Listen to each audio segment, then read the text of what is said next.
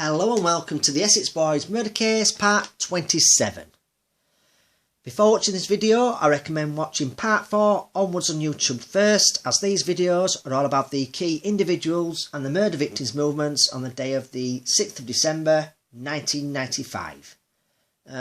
As always, a quick mention to the Facebook page called The Real Essex Boys Murder Club. If you're interested, please feel free to join, as some great people on there with a lot of knowledge on this subject.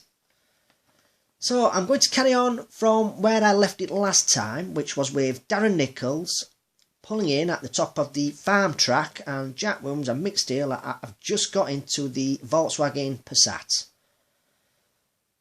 So with this video, I'm going to speak about this area and why it was chosen to take out three of Essex's well-known villains. Why was this track specifically chosen? Whoever it was had to take them out. They had to be together at the same time in a confined space.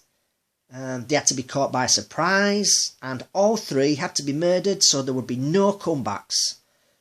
Neither of the three could be left alive in case they told the police or Tucker's firm. There would have been reprisals for sure.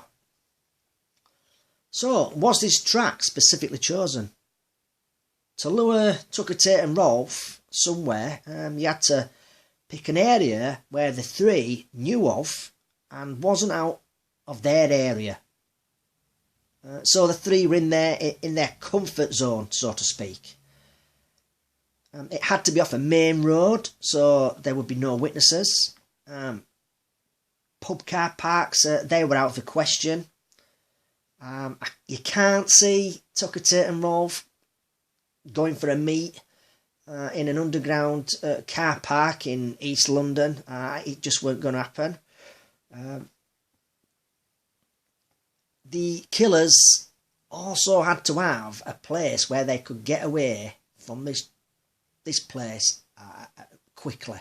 That would have been minutes away from a motorway or just basically a quick getaway. So to me, I mean, this is literally, it's an ideal place to do the triple murders. I don't think they could have found a better place to actually do it and get away.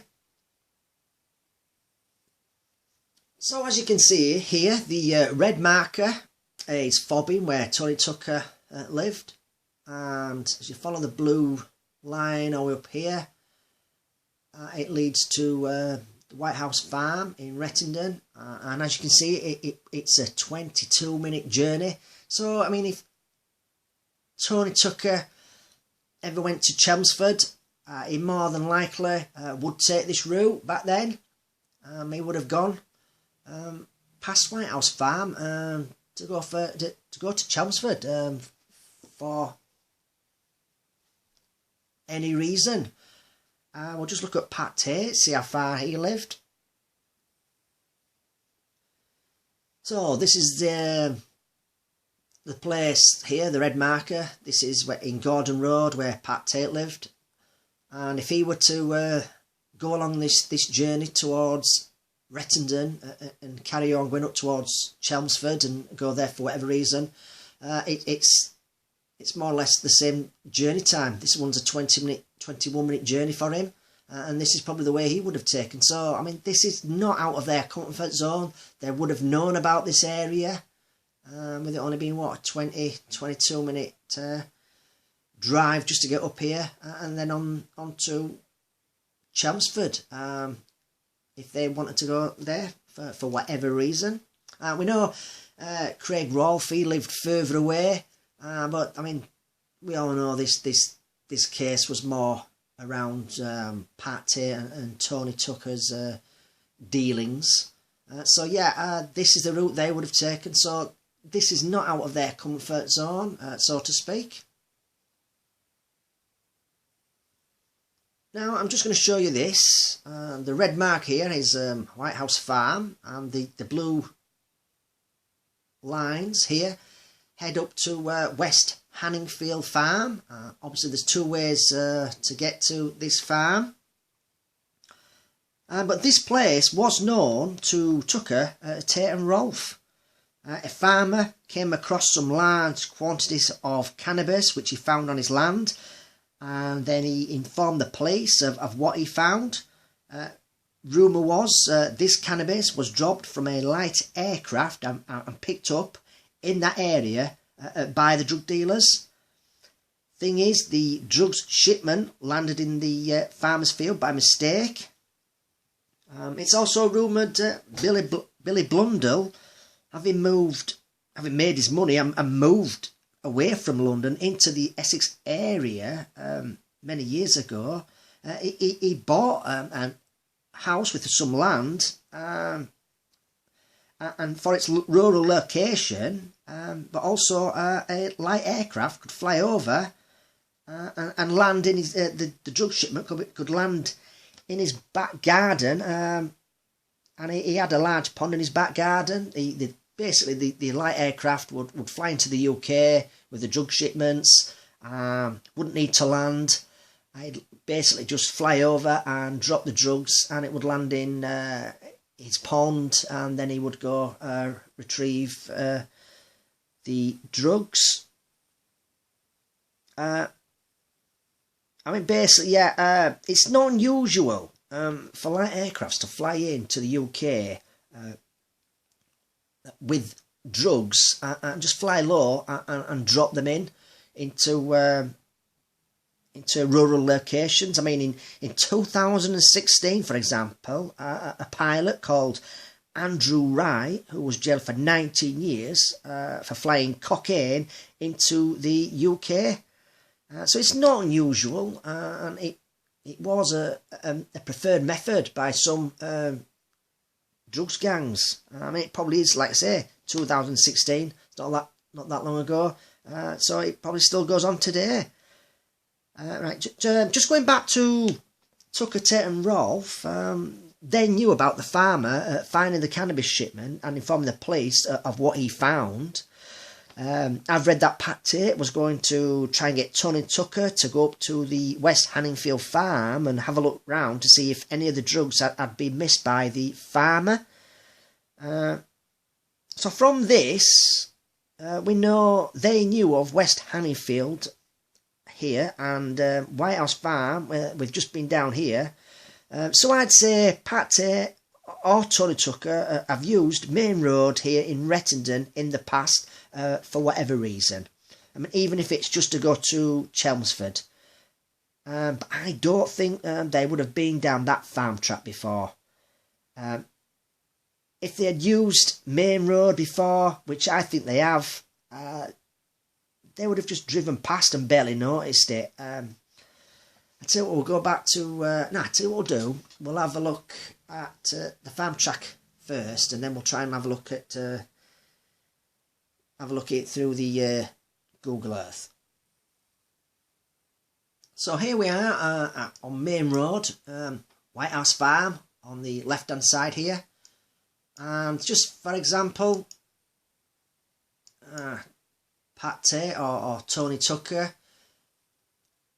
would have been coming back from Chelmsford, which is behind us, and they would have travelled along this road, Main Road, and I just cannot see them paying any attention. I mean, they might have spotted it, the track, but I just literally just don't think they would have paid any attention to it. It meant nothing to them. I just don't think they've used it. I mean, to them, it would have literally just been a track to a farmer's field. And that's what they'd have probably thought of it. I just can't see them doing any meetings down here, any drugs deals down here. I think they've never been down this track before. It's not changed that much from the mid-90s. I mean, there's a gate there now, yeah, but we've got trees on this side, which were probably there in the 90s, and same at this side, bushes and trees. Obviously, we all know the the track itself, the lane, I mean, that's changed. We know that because of people on YouTube who've gone down there with their phones and filmed what it looks like today, and it's totally different. But this part here, I mean, it's not really changed at all, apart from that gate. I mean, let's go this way. I mean, even if they were travelling the opposite way and heading towards Chelmsford for whatever reason, I mean, they're driving past here. They see the track. I mean, it's just a track to a field to them. I mean, they know White House Farm is just up here. There's fields there, so I mean, it's not something they'd use. To me, I don't think they've been to this track before. I mean, I think this track was specifically chosen by the killers, somewhere where Tony Tucker and Pat Tate knew of the area. It wasn't out of their comfort zone. The meet had to be arranged at night, because if the meet was done in the daytime, or Tucker, Tate and Rolfe had used this track before, they would have questioned that 5-bar gate. They would have asked what time the gate gets locked. I mean, in their line of work, I doubt they would use this track to do any business, knowing there's a 5-bar gate there. And if they were to be double-crossed for whatever reason, there would be no way for them to get away from this track quickly. So I don't think Tucker, Tate and Rolfe have ever been to this track before the murders. I mean, this track was specifically chosen by the murderers and had to take place at night. So what we'll do now is I'm going to try and use the Google Earth and have a look at the surrounding areas and look at the fields. So using Google Earth, this here that I'm circling here, this is White House Farm, and the track is just down here. Just try and pull that up a bit. There you go, yeah, and it just goes down here, and the 5-bar gate would have been round about here that I'm circling now. Do you know what? I tell you what, while we're here, let's just go along and have a look at Darren Nichols' route. So basically, let's have a look. He's dropped Jack Wilms off here. Then he says he's set off. He's gone past White House Farm. He's driven along here. Along here. And he's come to the... Yeah, this is where the petrol station would have been back then. This bit here. And then he said he turned round here. Come back down here to this place here. And this would have been called the Wheat Sheaf pub back then. And he said he parked in this car park here. Couldn't get a phone signal. So he set off back down here. And he said he drove past the track, which is just down here. Yeah, track is here. And then he said he drove back down towards the Rettendon Turnpike, looking for a place to park up. Yeah, the Rettendon Primary School is there, and I think Meadow Road, it's just a little bit further down. Here we are. They're so slow as Google Earth, so I don't really like using them. Yeah, this is Meadow Road here that I'm circling now. This is where he said he parked up and waited for Jack Wilms' phone call. He got his phone call, then he set off back again. He said he turned right. So I mean, it's so slow. Google Earth, I just don't like using it. But yeah, then he said he set off back up here to the track, which was about a quarter of a mile, 3 to 5 minute journey for him. Taking into consideration the wintry conditions that night. Yeah. Another reason I think Tucker, Tate and Rolfe, I'd never been to the White House Farm trap before is because if they had been before in the daytime, they would have questioned how a light aircraft is going to land in this field here. The end of the track would have been here, so they would have questioned how a light aircraft is going to land in one of these fields. I mean, it's not easy to land a light aircraft. I mean, from a pilot's point of view, all fields look they look the same. But yeah, I think they would have questioned how the aircraft was going to land in the field, fly low and drop boxes of drugs off. Yes, but to land in that relatively small field and somehow rob them of their coke shipment, no, not for me. I think Tony Tucker, he would have questioned this to Mick Steele. I mean, Mick Steele actually had a conversation with Darren Nichols saying that he once had a go at bringing bags of cocaine into the country and tried to land a light aircraft in a farmer's field. And he found it hard to do. He got the wrong field. Like he says, they all looked the same from the air. A farmer headed towards him and he had to abort and set off. He told Darren Nichols that it was too hard to do and he never tried it again. Another reason I don't think Tucker, Tate and Rolfe have ever been to this trap before and the meeting had to take place at night is because Tony Tucker and Pat Tate would have said to Mick Steele, I mean, don't you think it will look a bit sus, Mick? You, the pilot and a member of their firm landing and three heads are walking towards a light aircraft in an open field.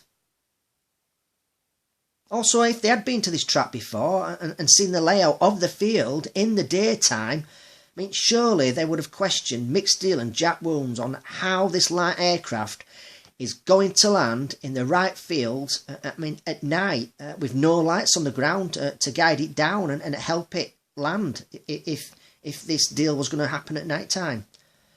I mean, there's loads of different fields in this area, as you can see, and the light aircraft, it could easily land in the wrong field. I really don't think Tony Tucker, Pat Tate and Craig Rolfe have ever used this trap before. I mean, to me, it was specifically chosen by the murderers. They would have known the gate is locked at a specific time. It's a narrow track. It would have been very, very hard to turn the vehicle around. Plus, it would have been at night time. It would have been probably a muddy track. It would have taken too long for them to turn round. So the murderers have also thought of that. One last thing I'd like to mention before I finish is, as I've been doing the research for these videos, I definitely think whoever committed these triple murders planned it out well in advance. I mean, this was not planned on the day, like Darren Nichols says in his statement. This would have taken a couple of weeks to plan. The whole scenario of it playing out like they wanted it to. Now, after all that planning, I mean, what if Tony Tucker and Pat Tate told Mick Steele, Jack Wounds and Darren Nichols or anyone else it could have been that they were going for their booked meal with their wives and girlfriends and told them, look, we'll meet you tomorrow morning instead. The murderer's planning, it could have gone wrong. They would have had to show them that track and the field in the daytime. Unless they had no intention of telling them where the meeting place is. Simply tell them it's a bit tricky to find and they could only make it in the evening. These executions were very well planned. So I'll leave it here for now, and thanks to the YouTube subscribers. I hope you've enjoyed the video, and don't forget, if you want, you can join the Facebook page called The Real Essex Boys Murder Club. It's growing on a daily basis. We have over 19,000 members. There's new posts going on a daily basis. And just last of all, I'd just like to thank the admins who do a fantastic job of keeping the group ticking over.